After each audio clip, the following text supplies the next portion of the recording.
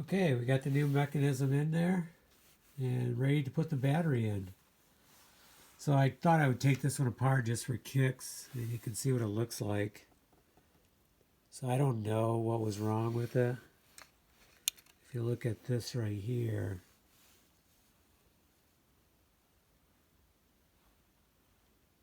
maybe that, I don't know. Did well though. I'd say 25 years of working.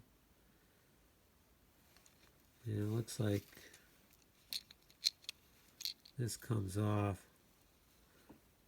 Actually, maybe it was something inside of there.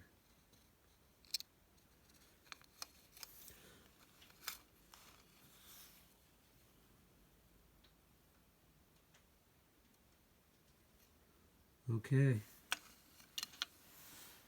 Let's put the battery in and get it on the wall, and hopefully it's working fine. It does have an adjuster. See, I'll set that like that so we don't hit the clock, or the hands. So it does have an adjustment here. Probably does not need adjustment. And this one has an on and off.